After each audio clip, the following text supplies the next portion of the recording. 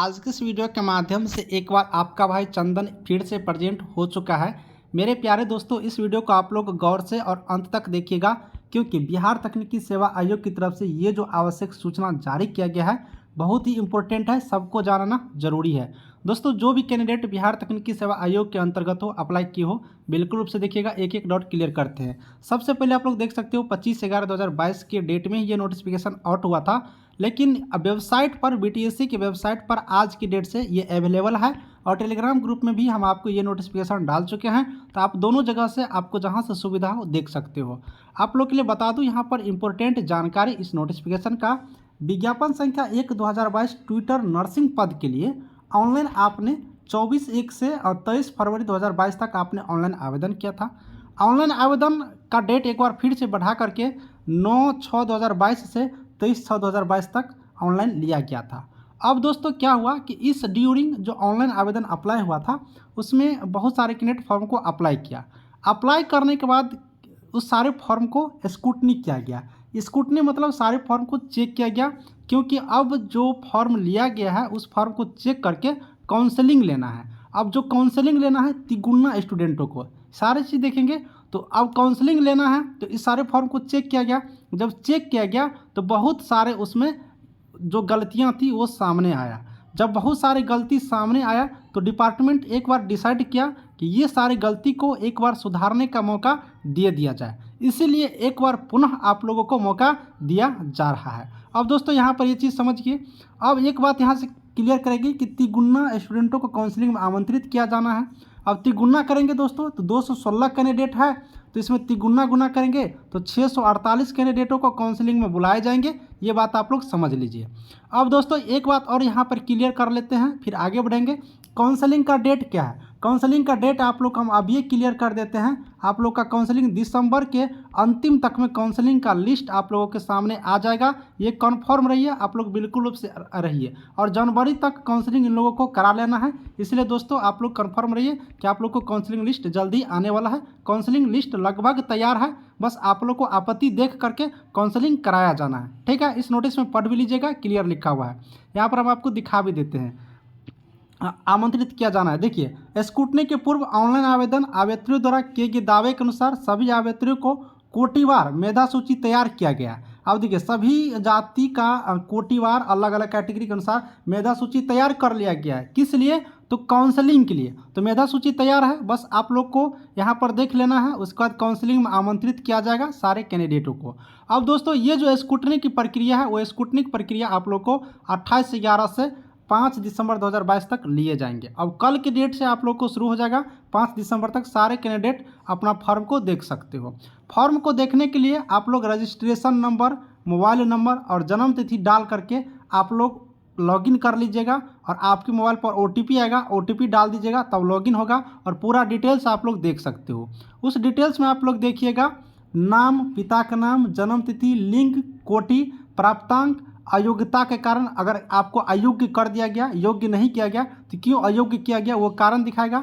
ये देखकर संतुष्ट हो लेना है। साथ ही कोई आपत्ति होगा तो उस आपत्ति को आपको ऑब्जेक्शन बटन पर क्लिक करके, कोई आपत्ति होगा तो वो ऑब्जेक्शन पर क्लिक करके ऑब्जेक्शन डाल दीजिएगा, उसको देखा जाएगा। अगर सब कुछ सही होगा तो आपका भी वहाँ पर सही कर दिया जाएगा। तो यही चीज़ है दोस्तों, आपने समझ लिया। अब बात करते हो यहाँ पर कि ऑनलाइन आवेदन आपत्ति के अतिरिक्त अन्य किसी माध्यम से ईमेल, निबंधित डाक, कुरियर आदि से प्राप्त आवेदन पर विचार नहीं किया जाएगा। यानी सिर्फ आप लोग को ऑनलाइन आपत्ति दर्ज करना है। इसके अलावा अगर आप लोग चाहते हो कि हम बीटीएससी ऑफिस चले जाएं, बीटीएससी ऑफिस में जा करके उनको बताएं, मेल के माध्यम से करें या कुछ करें, तो वो सारा स्वीकार नहीं होगा। सिर्फ ऑनलाइन आपको जो ऑब्जेक्शन दिया गया उसी के माध्यम से स्वीकार किया जाएगा। इसलिए बार बार बीटीएससी ऑफिस जाने की और बीटीएससी को खुद परेशान करने की जरूरत यहाँ पर नहीं है। दोस्तों एक आवश्यक जानकारी है, ये सारा चीज़ समझिए। आपत्ति डालने के पूर्व अभ्यर्थीगण निम्नलिखित निर्देश को ध्यानपूर्वक समझ ले। यानी अगर आप लोग ऑब्जेक्शन डालते हो उससे पहले ये सारे पॉइंट को समझ लीजिए, क्या क्या पॉइंट आपको समझना है। अब दोस्तों एक एक पॉइंट क्लियर करते हैं। अनिवार्य शैक्षणिक योग्यता का प्रमाण पत्र संलग्न नहीं करने के कारण अयोग्य किया गया। अब देखिए, जिसको रिजेक्ट किया गया, अयोग्य किया गया, वो अनिवार्य शैक्षणिक योग्यता का प्रमाण पत्र ही नहीं डाला, इसलिए अयोग्य किया गया।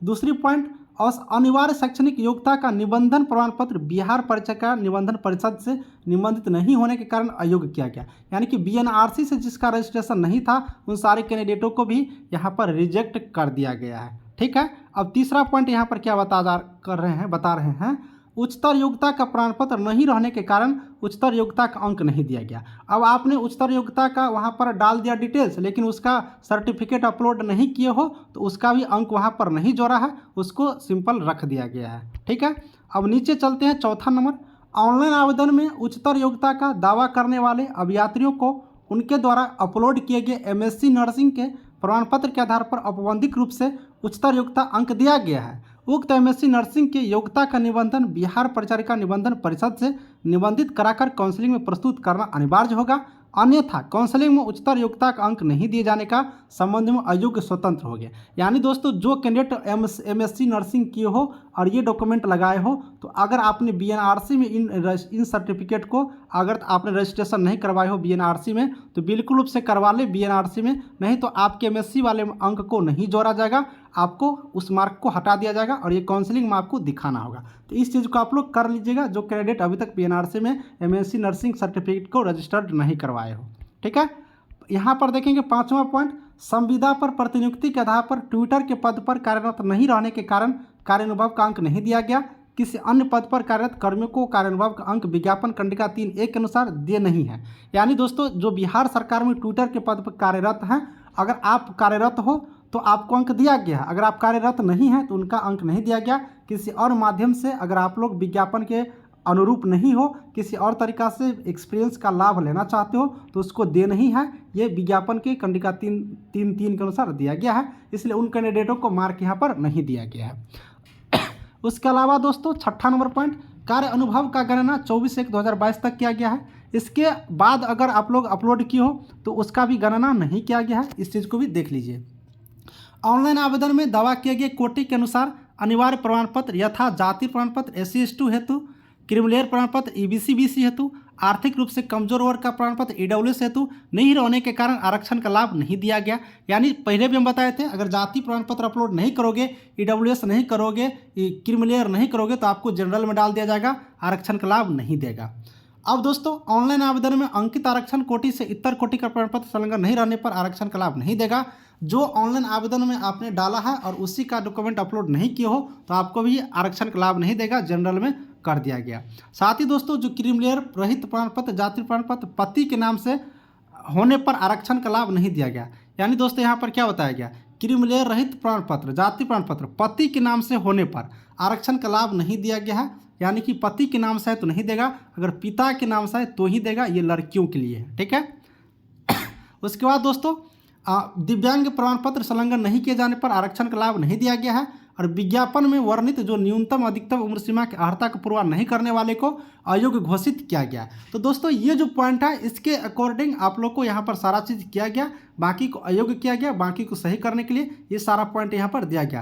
तो दोस्तों आपने समझ गया पूरी जानकारी। अब इसमें देखिए, प्राप्त आपत्ति के पश्चात अभ्यर्थियों को आवेदन पुनः जांच की जाएगी। जांच उपरांत काउंसलिंग हेतु योग्य कैंडिडेटों को बुलाया जाएगा। संलग्न सूची मात्र विज्ञापन के शर्त के अनुसार अभ्यर्थियों को ऑनलाइन आवेदन तथा इसके संलग्न प्रमाण पत्र के स्क्रूटनी के पश्चात अपलोड की गई है। इस चयन सूची अथवा मेधा सूची नहीं समझा जा, यानी जो अभी आप लोगों को दिखाया जाएगा वो मेधा सूची नहीं है या फिर काउंसलिंग लिस्ट नहीं है, सिर्फ आपको देखने के लिए दिया जा रहा है। तो दोस्तों ये प्रक्रिया होने के बाद आप लोग को काउंसलिंग के लिए बुलाया जाएगा, काउंसलिंग के लिए कट ऑफ जारी किए जाएंगे, सारा चीज़ किए जाएंगे। तो सारे दोस्तों सबको शेयर कर दीजिए, नोटिफिकेशन पढ़ लेंगे और आप लोग कल के डेट से ऑब्जेक्शन देना शुरू कर दीजिएगा। कोई डाउट हो तो कमेंट करिएगा। दोस्तों BTSC से रिलेटेड हर जानकारी के लिए चंदन भाई के इस चैनल को सब्सक्राइब जरूर करिएगा। Thank you.